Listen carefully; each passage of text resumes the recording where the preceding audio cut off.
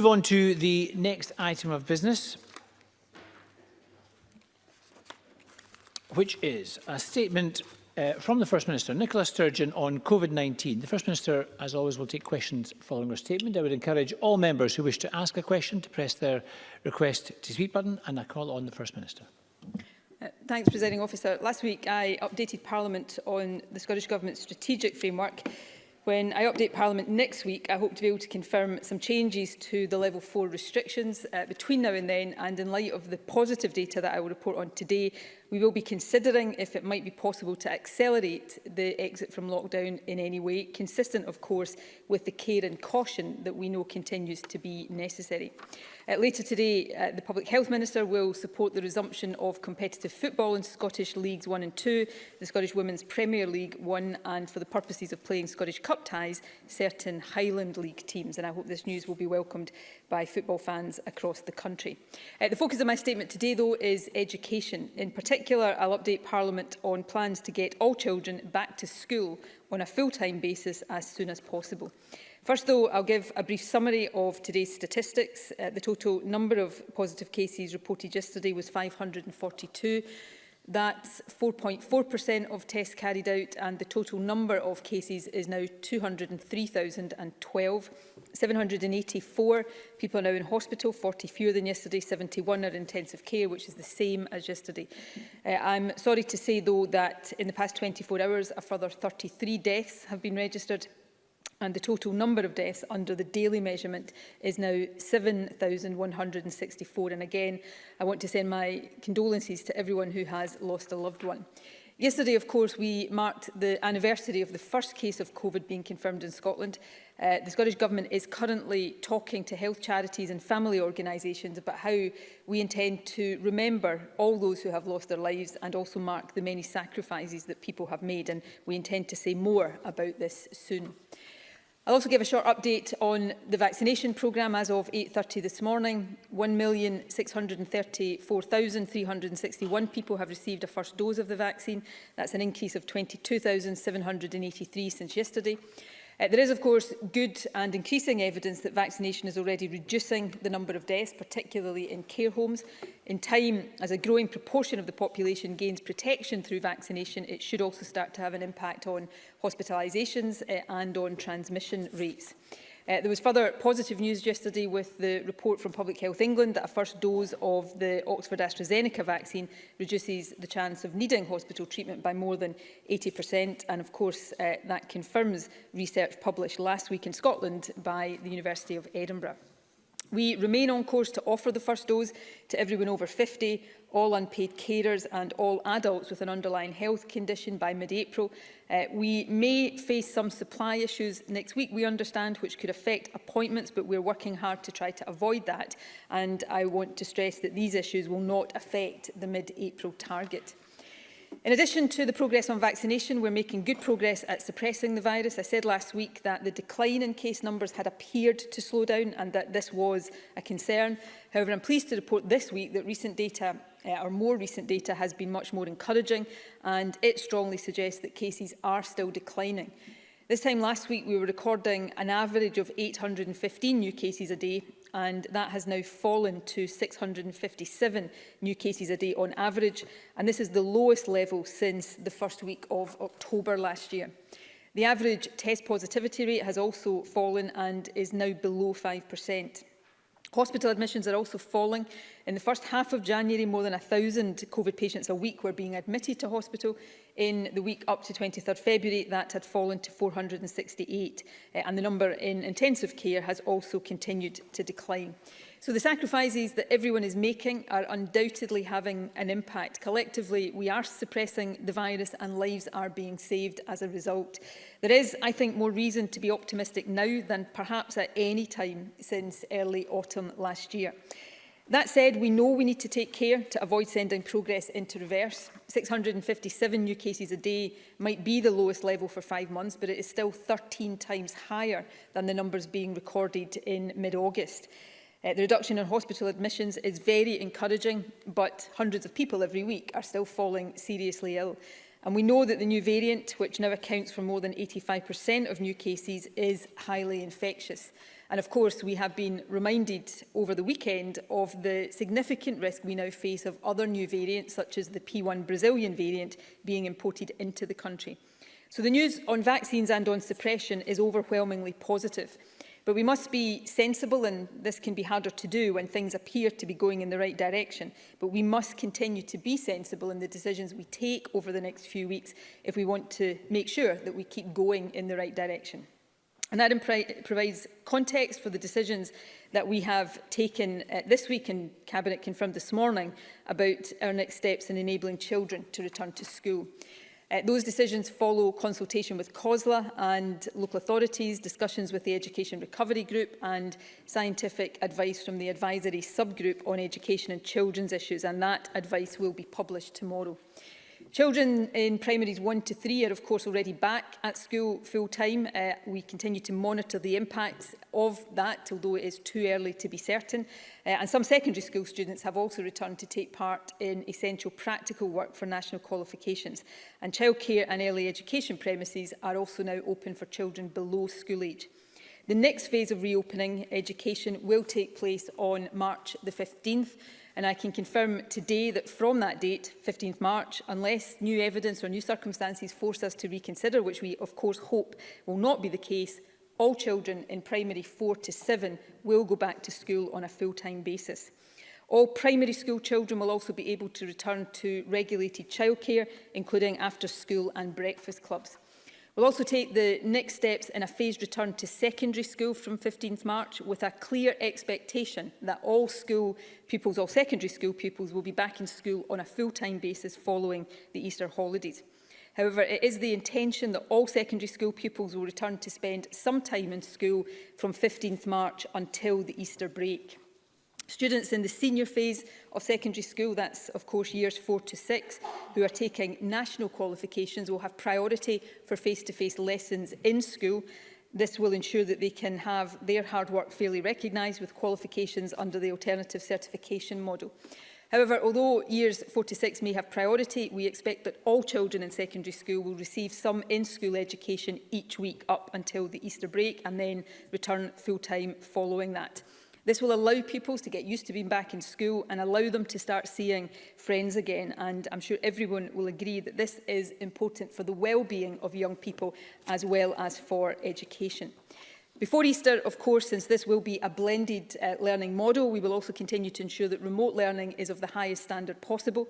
Reports from Her Majesty's Inspector of Education have shown that the delivery of remote learning has improved greatly between the first and second lockdowns, and I'm immensely grateful to all of the teachers and other education professionals who've done so much to build on the experience of the first lockdown.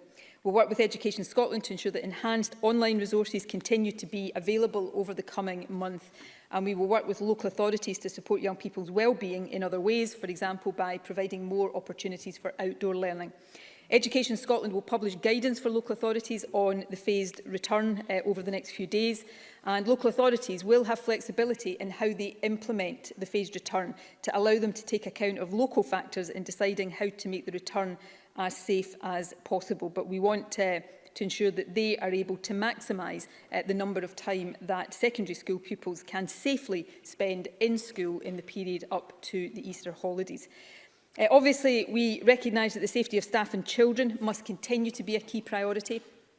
All local authorities, therefore, will, at least until the Easter break, and indeed this is one of the limitations, continue to observe the current requirement for 2-metre physical distancing in secondary schools.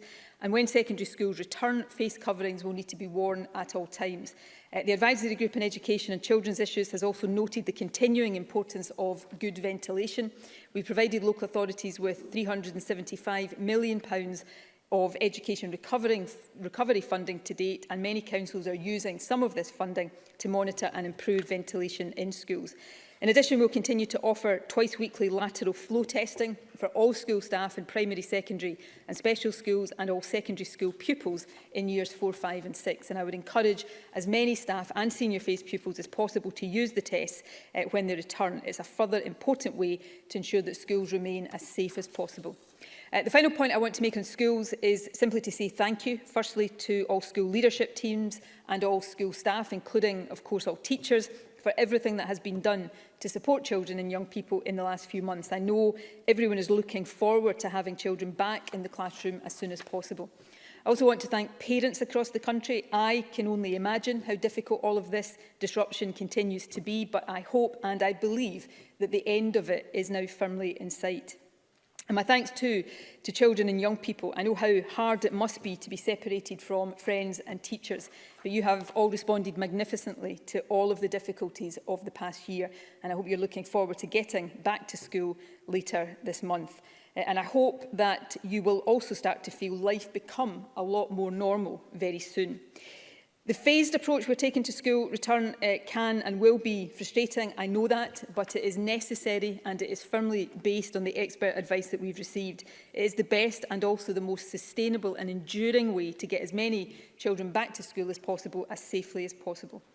Now, there's one other issue I want to briefly highlight today. I can confirm that we are clarifying guidance on an issue that is directly relevant to parents of newborn children.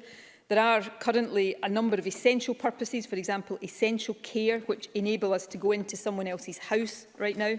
We are amending guidance on this today to make it clear that those essential purposes include support for the welfare and well-being of a parent of a child under the age of 1. And I hope that gives clarity and enables vital support for parents of very young children. Presiding Officer, as we come out of this lockdown, hopefully the last lockdown, we are prioritising, as we said we would, the education and well-being of our children.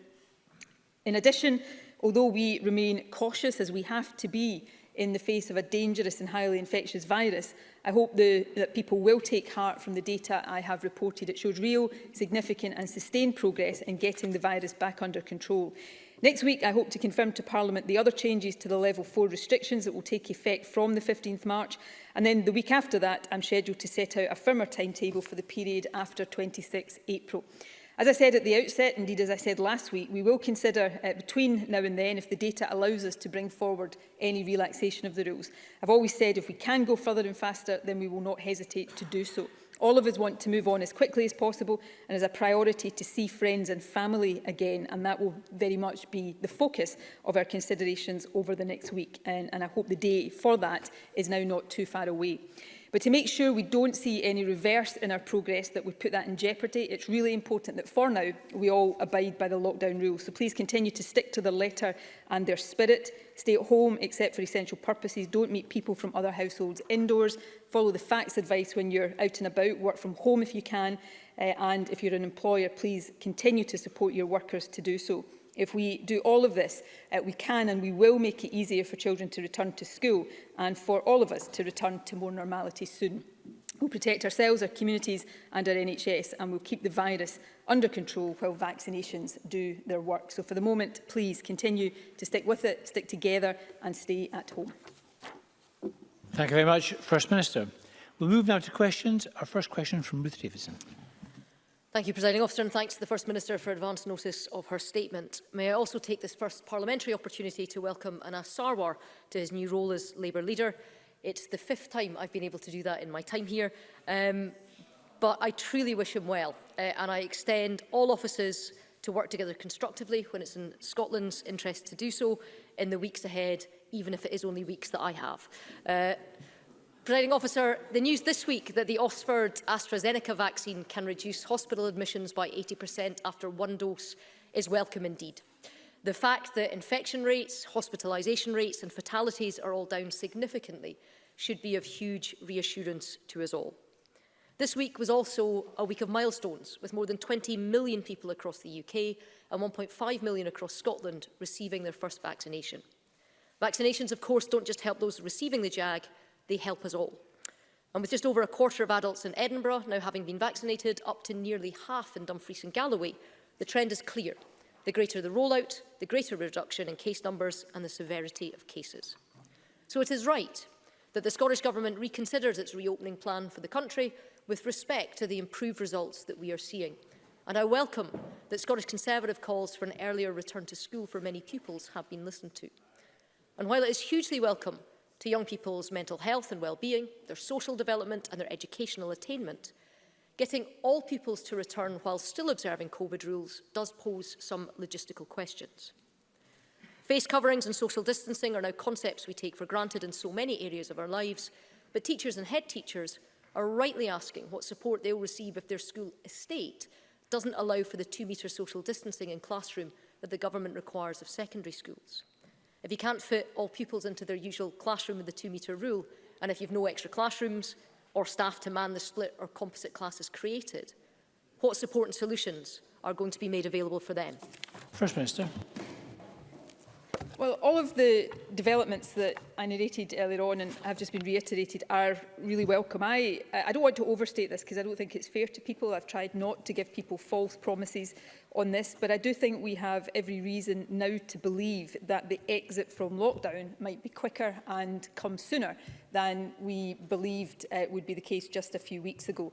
But we know that the worst thing we could do, and what would make that less likely, is if we move too quickly right now and jeopardise the situation that is now beginning to emerge in such a positive way. So that's why we need to be careful, and that caution, as well as a determination to get children back to normal, lies behind the decisions that I've outlined today on schools. We continue to work with schools to make sure that while it is not possible to have all young people back to school as normal, there is a good provision of remote learning for the period between now and Easter. Then there will be a blended learning approach for secondary schools, and we continue to work with schools and local authorities to make sure that that is of the quality that young people and their parents expect. We've given local authorities significant funding to help with practical arrangements in schools. I mentioned ventilation in my opening remarks, but that will cover a range of other things. But key to this, as it was last August when we managed to support the full-time return of school for all pupils and keep schools open virtually for the remainder of last year, the key is to get the virus as low as possible so that as much normality in schools becomes possible and some of the restrictions can be eased, which allows that normality to open up. The additional factor we have now, which we didn't have last August, of course, is what we hope will be the suppressive effect of the vaccine. So these are things we monitor on an ongoing basis, take advice and work with local authorities and schools to facilitate. But I hope that by the time we are coming out of the Easter break, we have further progress that allows much greater normality in our schools than has been possible up until now. Thank you. Question 2 from Anas Sarwar. Thank you, Presiding Officer. And can I thank Ruth Davidson for her very kind comments, and I look forward in a matter of weeks to welcoming my second Conservative leader perhaps in my third Conservative leader in my short spell as Labour leader. Can I thank the FM for advance sight of her statement, and can I extend my condolences to all those who have lost loved ones. This has been a difficult year for us all, and our thoughts and condolences go out to all those that have lost a loved one. As the First Minister said, it is 12 months since the first COVID-19 case was identified in Scotland. And in that time, we have seen our frontline workers, our NHS staff, our social care staff and all our frontline workers continue to go above and beyond, and our heartfelt thanks to every single one of them and their families.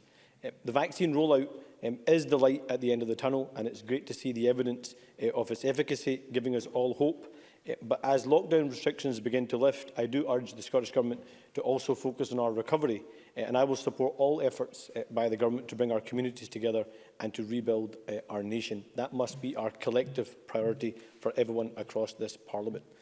Presiding Officer, parents across the country are worried about their child's education and their child's mental health. Can the First Minister therefore confirm when our Government will set out details of a national recovery plan for Scotland's pupils and our education system? Figures published today on child and adolescent mental health services show that more than 1,500 children are on waiting lists already waited more than a year to be seen by a specialist, more than 1,500 children. And the last quarter, 25%, 1 in 4 children, had their referral rejected. What more can the Scottish Government do to give support to children who need it right now, particularly in crisis services. And finally, Presiding Officer, the Scottish Government has a target of 400,000 vaccinations a week, a target that I have welcomed and that I support. But the numbers from the last week in February show an average of around 29,000 vaccinations per day, and yesterday fewer than 23,000 people were vaccinated. And today the First Minister has suggested that already there's a potential of slowing vaccination rates going forward even further. When will we have that target met of 400,000 vaccinations a week so we can collectively get out of this crisis? First Minister. Well, can I also take the opportunity to welcome Anas Sarwar to his place? I don't want to brag here, and I'd have to count, but I think I'm probably well above 5 when it comes to Labour leaders that I've faced across this chamber. Can I say, in all seriousness, there is also a historic nature to Anas Sarwar's election as leader of the Scottish Labour Party, and I think it speaks well of the diversity of our country. So for that reason, if for no other reason, I wish him well in the job. It also proves one other thing, because Anas and I will not just face off across the chamber as respective leaders of our parties. Of course, we are opponents in the constituency of Glasgow Southside. So I think we've just proven again over the last few days that Glasgow Southside is actually the centre of the universe, which I know everybody in the chamber will agree with as much as Anas and I do. But I wish him... I was going to say I wish him all the best. I wish him a modicum degree of success in the weeks ahead. On the questions he has asked me, in terms of a national recovery plan for education, the work to support recovery in education is already underway. The funding I've set out, the steps that we are supporting with local authorities, so provision, for example, of tutoring support through eSchool, the money we've made available for additional teachers, the extra funding for local authorities that they can use flexibly based on what they consider is the most appropriate way, and we will keep that under review. I have said, Deputy First Minister has said, supporting children to come through and to catch up, not just educationally, but in a whole range of ways from the experience of the last year, will be a long-term project. Similarly, on mental health, we've already published a mental health recovery plan. The Mental Health Minister will continue to keep Parliament updated. Before the pandemic, transforming and redesigning the provision of child and adolescent mental health services was a priority. So one of the things we had already made real progress on was mental health counsellors available for all secondary schools. That work needs to pick up and be intensified as a result of the experience of the pandemic. Finally, on vaccination, we exceeded the 400,000 a week when we had the supplies to do it. So the constraining factor right now, which is not within our control, is supply. The dip in daily vaccination rates in the last couple of weeks, which we flagged in advance, was entirely down to supply. If you look at numbers across the 4 nations, you will see that same dip. We expect that there might be another dip in supply next week. We don't expect that to affect the mid-April targets. But we're in a position now, I'm not complacent about this, it takes a lot of work by a lot of people across the entire country. We're in a position now to be able to go as fast as we have supplies to vaccinate people. The constraining factor is the supplies, and that is why we continue to talk regularly to the pharmaceutical companies to get as long-term a line of sight on their manufacturing and supply prospects as we can. But we'll vaccinate people just as fast as we have the vaccine to do it. Thank you. Alison Johnson, to be followed by Willie Rennie. Thank you, and may I too welcome Anas Sarwar to his new role as Labour leader. The Scottish Greens have long called for action to be taken to make our schools safe, particularly for regular testing for staff and senior pupils. Parliament voted in support of our proposals before Christmas, and I welcome that they've finally been delivered. Another proposal that we and the EIS have made is that teachers and school staff be vaccinated, be prioritised for vaccination. So far, this has only been accepted for some additional support needs staff, but even this isn't yet being delivered across Scotland as planned. I understand, for example, that special school teachers in Lothian have been turned down for vaccination. So can the First Minister clarify when all ASN staff will be vaccinated, and will her government take action to ensure this is delivered? Thank you. First Minister. I'll certainly look into the issue or the claimed issue of a particular problem in Lothian. Directors of Education have been asked to identify staff who fall into this category so that they can have vaccination as quickly as possible. But if there are particular issues, I say this across the chamber, if there are particular issues in particular parts of the country, make sure we are aware of them so that we can immediately go onto them and try to resolve them. And I'll come back, or I'll ask the Health Secretary to come back to Alison Johnson on that point. More broadly, we are following the advice and the recommendations of the Joint Committee on Vaccination and Immunisation. I think that is the right and the only thing to do. While supplies of vaccine are still constrained to some extent, we have to make choices about who gets vaccinated, and the expert advice is the right way to make those choices.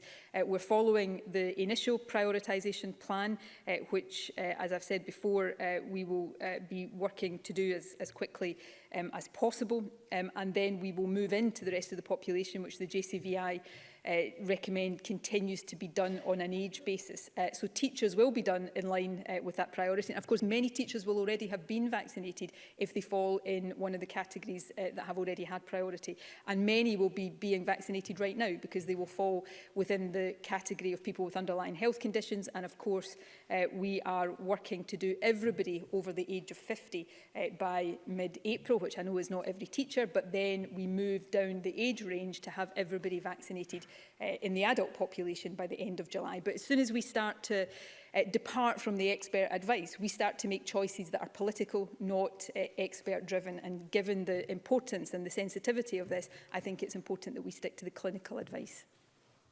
Willie Rennie, to be followed by Ruth McGuire. I welcome the changes for newborn babies. It's something that we on these benches have been arguing for some time. But perhaps it was unwise for the First Minister rather sneer at other governments for making up dates, when the dates that she set last week haven't lasted 7 days. The 3-week review has changed to a weekly review. And I want schools back as soon as possible. But the result of this last-minute change is that there is no guidance ready, and teachers have been left to clear up this issue and make it work. If 2/3 of the class will be at home because of the 2-metre physical distancing, how will teachers juggle the additional workload?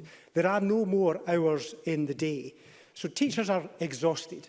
They've been working incredibly hard with this remote learning. So is this the way to reward them? First Minister. With the greatest respect, I think Willie Rennie, I'll come on to the teacher point directly in a second, but his overall characterisation is just not correct. We have set dates, we are sticking to these dates, but we said last week that if the data allows it, we will accelerate. That is the right and proper way to do it. I said last week that we hoped that from the 15th of March, all primary school children would be back. We had to confirm that today, which I've done. And I think I said last week that we wanted to try to get as many secondary school pupils back as much as possible into school, and we've been working to confirm what I've just confirmed today. I think I said last week that next week I would confirm the other changes that we hope to make on the 15th of March, and then the week after that we would set out more time lines for the period after the 26th of April, which I've just confirmed all of that today. So that hasn't changed. What has changed, which is a good thing, is that the data is slightly more promising than it was when I stood here last week. Last week were looking at a plateauing of cases. That now seems to be back firmly into decline, which allows us to assess whether there are more things we can do earlier than we previously anticipated. That's the way we have always done this, and I think it is the right way to proceed. I have every respect and huge gratitude for what teachers have done over the past year. I don't doubt for a minute that they are exhausted in the way that many people working across many different sectors of our society will be, and we owe them a huge amount. I think most teachers want to see children back in school as quickly as possible. We have to do that in a phased way to make it safe. We listen very carefully to the views of teachers through the EIS, for example, and the Education Recovery Group, and we come to a balanced decision. But I can't imagine there are many people across the country right now who don't think it is right to prioritise the well-being and the education of young people. And I'm not suggesting Willie Rennie is doing that, but we need to be able to take decisions as quickly as we can and to try to get to a maximalist position with young people's education. Yes, that involves us all, and particularly those in the front line of education, having to adapt in order to accommodate that. But that, I think, is better than having a period of time where young people are unnecessarily out of school more than they need to be. Thank you. Ruth McGuire, to be followed by Liam Kerr. Presiding Officer, I did listen carefully there to the First Minister's response to Alison Johnston, but I will still raise this issue that's been raised with me locally, as I think it's worth looking at the specifics. And the concern's been raised with me that some classroom assistants who provide close personal care for children with additional support needs are not being included in the vaccination programme. One worker told me that they feel the threshold for vulnerability is too high, and by not being vaccinated, that they're putting the child in their care in harm's way.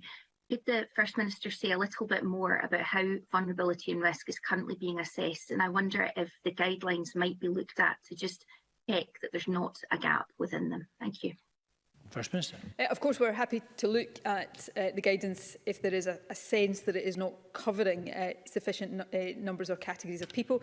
The guidance on this was issued on the 29th of January. It was shared with the Chief Executive of all local authorities and clarified in terms of the inclusion of some education staff in the cohort 2, that staff working closely, very closely with children and young people with most complex additional support needs should be vaccinated with that order of priority.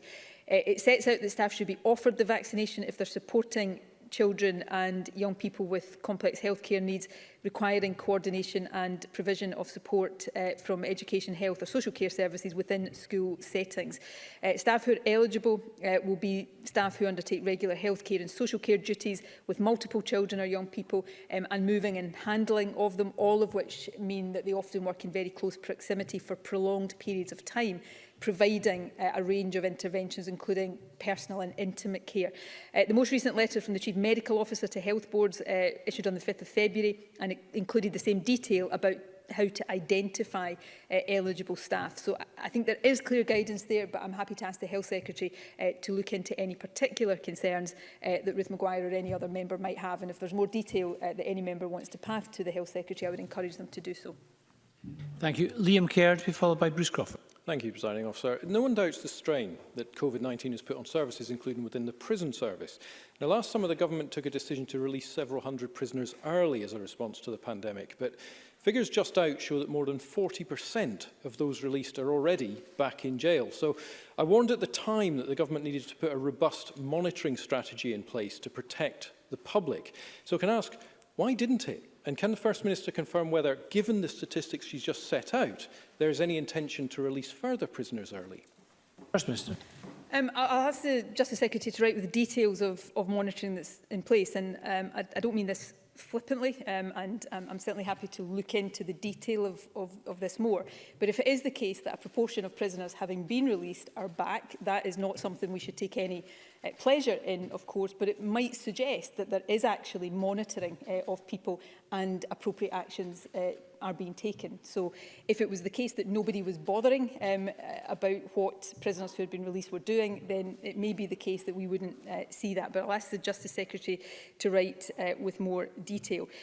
You know, some of what has been done throughout the pandemic has been inescapable. It's not been actions that any government would have wanted to take. All governments across the UK, I suspect many governments across the world, had to do similar things in relation to prisoners. As we face this new, more infectious variant, one of the risks that is already materialising is institutional spread, and that has manifested itself with some prison outbreaks in recent times. So this is not easy, and it is by far over in terms of some of these very vulnerable institutional settings. So some of these decisions that we've had to take in the past may require to be taken in the future as well, as we try to get through this with as limited transmission vulnerability as we possibly can. Thank you. Bruce Crawford, to be followed by Jackie Bailey. Thank you, Presiding Officer. First Minister, I know that you're aware that the tourism industry is a crucial part of my Stirling constituency's economy, and that a large part of the sector is made up of small, self-catering guest houses and bed and breakfast operators. For such operators, their business provides their only income, for some of them anyway, and I know some are really struggling financially. Therefore, while some may receive strategic framework grants, can I ask on their behalf that the Scottish Government considers providing a one-off top-up grant to help ease the huge pressure they are under? First Minister. Well, tourism is central to the Scottish economy, and I know it's particularly central to constituencies like Bruce Crawford's. While many small accommodation providers will already be receiving support via the Strategic Framework Business Fund, I'm pleased to say that we have also agreed an expansion of a scheme to provide equivalent support to small accommodation providers who pay council tax. That's in recognition of the challenges on an ongoing basis that businesses such as B&Bs, guest houses and self-catering face, and it's intended to ensure that we reach as wide a range of businesses as possible, and there is a plan to release details of this by the end of this week, and beyond that we'll continue to review the support in place and work with businesses to explore all options. Thank you. Jackie Bailey, to be followed by Rona Mackay. Public Health Scotland statistics showed that teachers have a 47% greater chance of getting COVID than the general population.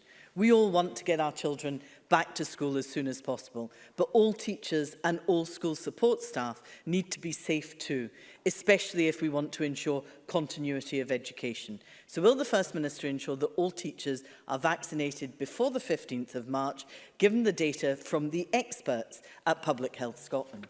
First Minister.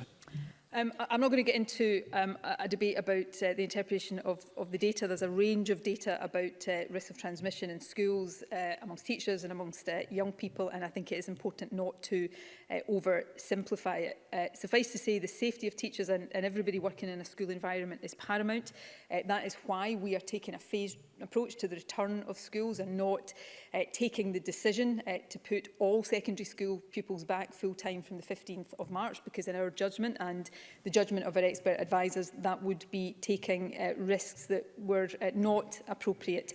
In terms of the question about vaccination, much as I would dearly love to stand here and agree every request that's made for priority vaccination, if I was to accede to that request, I would be driving a coach and horses through the JCVI expert clinical advice. And we'd be doing that in a way that no other government across the UK is doing.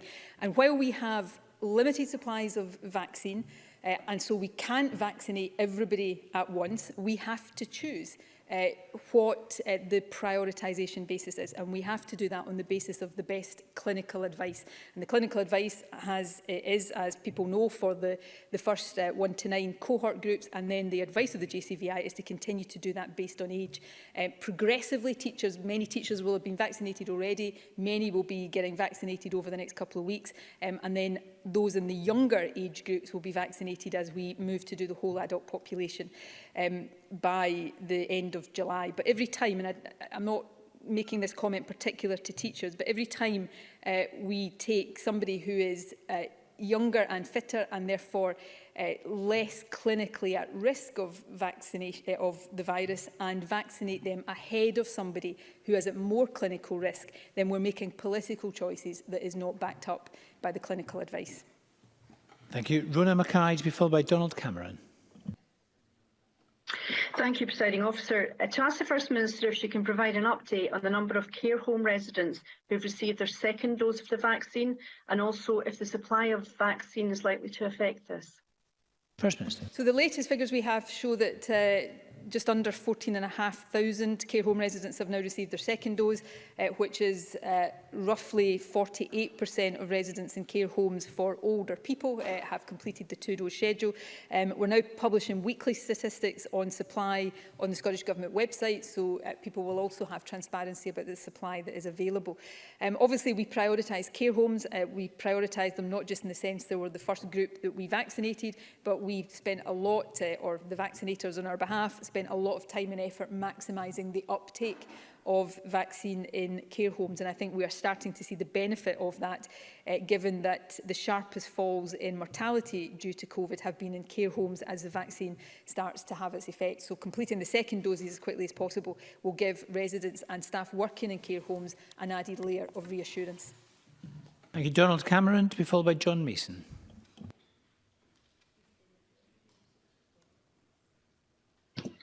Thank you, Presiding Officer. Several parents from island communities such as Mull and Isla have contacted me seeking an earlier full-time opening of schools on these islands than currently planned. Has the First Minister given any consideration to this beyond what has just been announced today, given the relatively low levels of COVID-19 cases on these islands? And will the Scottish Government consider the potential for a more general easing of restrictions on our islands in light of their particular circumstances? First Minister. Well, if I can point to what I said in my statement, because I think it's got particular relevance to the legitimate question that's been raised. I said that we will issue guidance, or Education Scotland will issue guidance on the phased return of secondary schools later this week. But within that guidance, we want local authorities to have a degree of flexibility in order that they can maximise the number of, or the time that secondary school pupils are spending in school in the period between now and Easter. So what that means is that in smaller authorities, island communities, for example, where there may be very small numbers of pupils going to a particular school, if all of them could be back full-time while the 2 metres distancing continues to be respected, then that's something a local authority should have flexibility over. The position of the government is we want, in the period between now and Easter, for secondary school pupils to have as much time as it is possible to give them physically in school. But that has to be consistent with the safety measures that still require to be in place. So there will be some parts of the country where that involves a greater degree of in-person school education than will be the case in some other parts of the country. Thank you. John Mason, to be followed by Pauline McNeill. Thank you very much. Many people are wanting the schools opened as soon as possible, but some parents and pupils and teachers are nervous about the risks that there might be in school. Can the First Minister offer any reassurance to parents, pupils and teachers in that position about PPE, testing and such like? First Minister. The main words of reassurance I want to give again are that we are taking all of these decisions very carefully. My position, and I suspect it's the position of most parents across the country, if not all parents across the country, is if it was safe to get children back into school full-time tomorrow, that's what they would want. But that would not be safe. So we have to do this on a phased basis, and that's the main thing that we're doing to make sure that safety is prioritised. Beyond that, we're in regular contact with unions, parent representative bodies about measures to reduce risks in schools. The COVID Education Recovery Group that the DFM chairs meets weekly. The guidance for schools is developed with input from all of these and other stakeholders, and it sets out very clear requirements around infection control measures, the use of PPE in appropriate circumstances. And as I said in my statement, we have introduced twice weekly at-home asymptomatic testing available to all school staff and senior-phase pupils, which is another layer of assurance. So every step that can be taken to make sure that the school environment is as safe as possible will be taken. And as I said earlier on, I'm very grateful to everybody in the school community for all the work that they're doing to put these plans in place. Pauline McNeill, to be followed by Shona Robertson. There are many reports that vaccinators working same shifts at vaccine centres have vastly different rates of pay. Nurses with years of experience in vaccination in some cases paid up to a third less for the same work. So one nurse wrote to me and said, not only do contractors book shifts before nurses as we don't get direct access to the system, she went on to say, in my last shift I worked with dentists and optometrists. I was much faster, but I was paid a lot less.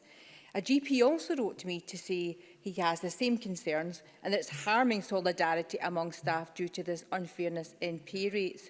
I wonder if the First Minister is able to take any action to ensure that pay rates are reflective of a person's skills. Can she do anything to urge health boards to ensure that there is fairness to nursing staff during the vaccination programme? First Minister. This has been raised with me. It's something I've actually asked to be looked at, so I can't give any definitive answer right now, but I recognise the sense of unfairness. In summary, and apologies if I'm not getting all the detail of this right, the rate that a vaccinator will be paid is based on the rate of pay in the job that they do. And obviously, and I'm not making any comment about the fairness or unfairness of this, certain workers in health and social care roles are paid more than others, and that is reflected in the rate of pay that they have for vaccination. Given, though, the particular circumstances of vaccination, there is certainly a question mark in my mind as to whether that is fair, which is why, given that it's been raised with me, I've asked for that to be looked at, and once it has been looked at and I've got more detail I can offer, I'm happy to come back to Pauline McNeill and the Chamber at large. Thank you. Shona Robertson, to be followed by Liz Smith. Thank you. Can I also welcome the clarification in the First Minister's statement for parents of newborn babies But can I ask the First Minister what discussions the Scottish Government has had with councils and out-of-school care providers to ensure that these vital services will be able to resume when it is safe to do so? First Minister. Well, the rules already allow informal childcare to be provided where there's an essential childcare need, which we understand is one of the reasons that other governments have made changes around this too. I hope this answered Shona Robinson's point. As I said in my statement, we will make clear that there is an extension to essential purposes, and we will continue to work with providers to make sure in terms of formal childcare that this is reflected in practice and that the support that is required is made available. Liz Smith, to be followed by Claire Adamson. Thank you. The Scottish Government last week made a very welcome announcement that non-contact sports for 12 to 17-year-olds can resume on the 15th of March. Could I ask the First Minister to confirm that schools on that date, 15th of March, will be able to open all the facilities for their sports and games field to allow that to happen? First Minister. I think the answer I want to give to that, and I think the correct answer to give to that is yes. I'll double check that there is not any caveats to that or any restrictions to that, but of course we want to be able to facilitate that to the full, because it is one of the important ways in which we can try to redress the well-being imbalance that's been created for too many young people across the country. Thank you. Claire Adamson, to be followed by Michelle Ballantyne. Thank you, Presiding Officer. First Minister, my office has been contacted by third sector support workers providing a variety of services to vulnerable people, but including food preparation and delivery. But these workers in my area of Motherwell and Wishaw are not being identified as vaccine priorities by the Health Board. Can I ask the First Minister to ensure that NHS boards, in reaching their understanding of how these workers should be prioritised, is consistent with both the Joint Committee on Vaccine Immunisation guidance, but also consistently across Scotland? First Minister. I'm happy to look into this just to make sure I can come back with the answer that it is consistent across Scotland. It certainly should be broadly consistent. The Health Secretary will look into that a bit more.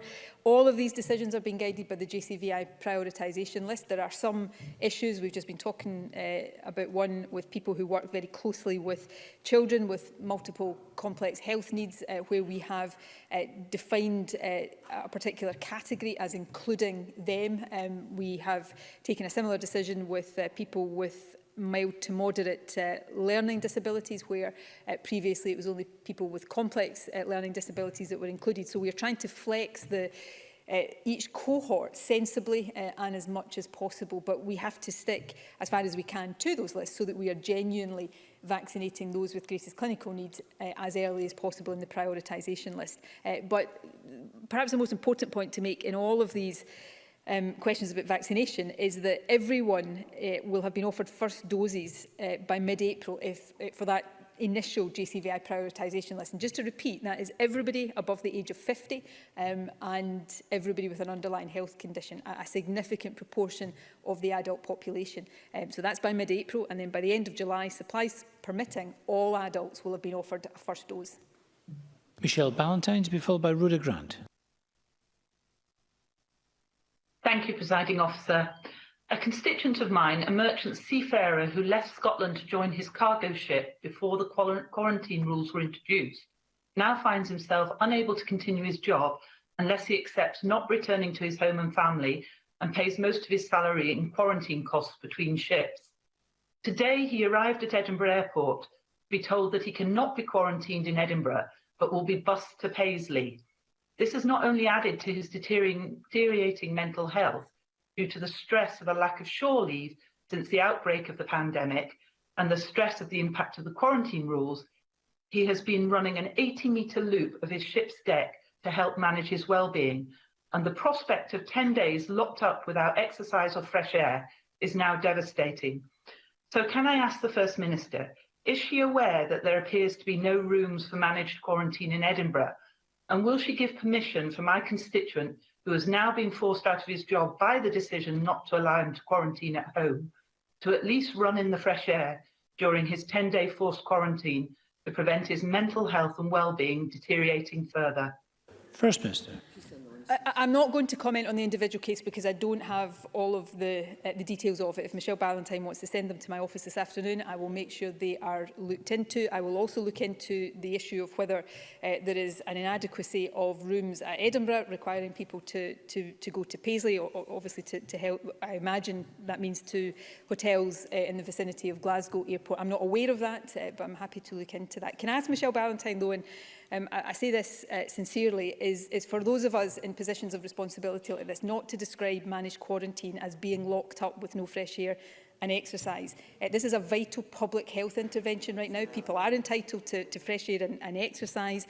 But the reason we are insisting on quarantine, I think, was really well demonstrated at the weekend when we identified these first cases in Scotland of the Brazilian variant. And we worry that these variants, as they come in, will undermine the vaccine and all the good work everybody has been doing.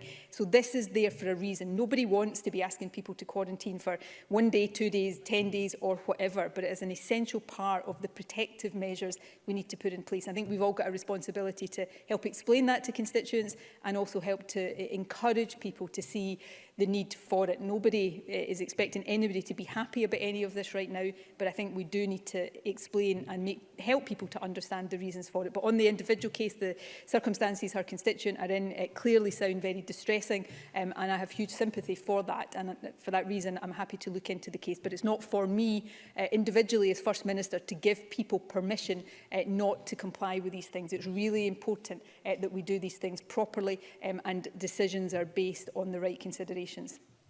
Thank you. And Rhoda Grant. Thank you, Presiding Officer. Businesses that pay business rates can claim £2,000 a month from the Strategic Business Fund, and this follows from grants already paid. All of this has been necessary for their survival. Businesses that don't pay business rates have similar overheads and have received nothing. They hope to access one-off discretionary grants from local government of £2,000 to compensate them for a year of disruption and closure. Many of these businesses have already permanently closed their doors due to lack of support. I've raised this issue with the First Minister and other Cabinet Secretaries for many months now, and I make no apology for raising it again. So again, can I ask the First Minister, when will she offer these businesses a safety net? First Minister. The reason we started, so first thing I should say, it's an important point, and I understand how difficult this is for all businesses, but particularly businesses in the category that have been described. But that is why we established the discretionary funding route for local authorities. We have since significantly increased the money that goes to local authorities for that, to give them the ability to flexibly provide for businesses that fall through the cracks of the other support schemes. In addition to that, we will continue to look at how we fill those cracks and within the resources we have to make sure that we are helping as many individuals and businesses as we can. The most important thing, though, is to get businesses back trading as quickly as possible, which is why it's so important to continue to suppress the virus, get people vaccinated so that as quickly as possible we get the economy opened and businesses making money through their normal trading rather than relying on the support that government is providing. Thank you very much, colleagues. And that is the end of that statement. Apologies to members who weren't able to call. We're just going to have a short pause and we're going to clean some of the seats and desks to allow ministers and others to change round. So there'll be a short pause before we proceed.